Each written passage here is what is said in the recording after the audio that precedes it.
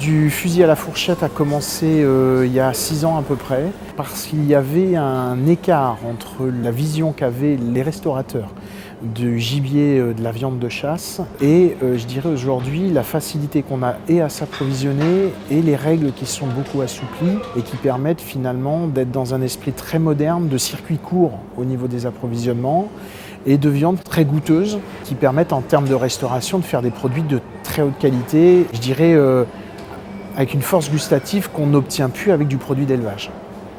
L'opération, elle consiste à mettre en relation les chasseurs et les professionnels de la restauration, ou en tout cas ceux qui veulent faire carrière dans ce secteur-là.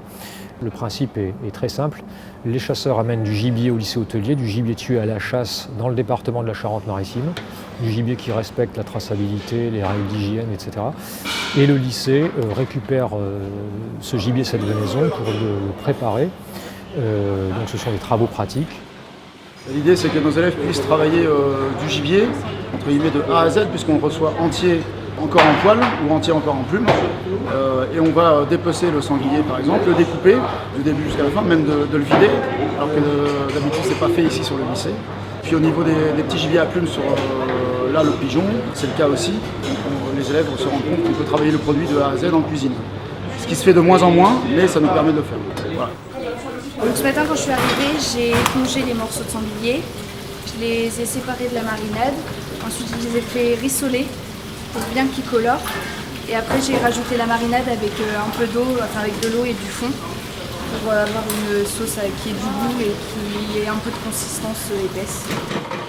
C'est pas tous les jours qu'on a du gibier à travailler, on travaille plus sur des produits communs comme du porc, de l'agneau ou des choses comme ça, donc tous les lycées n'ont pas la chance de travailler du gibier non plus. Ah oui, très intéressant, surtout que c'est du gibier qui est chassé par des chasseurs d'ici, donc c'est de la bonne viande, et on n'a pas souvent l'occasion d'en travailler dans les restaurants dans le lycée. Où on va ou Voilà. dans le lycée. On en travaille une fois par an généralement au lycée, donc c'est très intéressant et puis ça peut nous servir plus tard.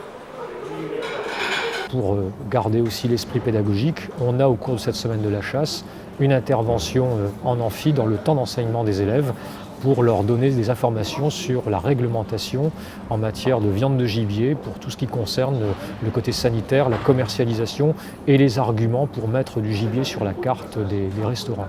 Comme il y a différents morceaux, on arrive à des préparations, à des cuissons, à des plats qui sont différents. Donc on revient, je dirais, à des sources, à des bases de la cuisine qu'on avait tendance un peu à oublier avec les approvisionnements par les filières habituelles de viande. Allez, vous mettez tous à votre poste pigeon et vous regardez votre température s'il vous plaît. En fait, ça permet de chasser les idées reçues. Ils ont souvent dans l'esprit que le gibier c'est uniquement à Noël, donc on leur explique que la réalité c'est plutôt de pouvoir commercialiser du gibier et le cuisiner pour une grosse partie de l'année sur certaines espèces. Donc cette phase intermédiaire entre la réception d'un gibier entier et celle où ils sont vraiment dans la conception de la recette, elle est pour nous très importante parce qu'on transmet un savoir-faire et on démystifie un petit peu autour de ça la viande de gibier dans son appréhension et dans sa préparation.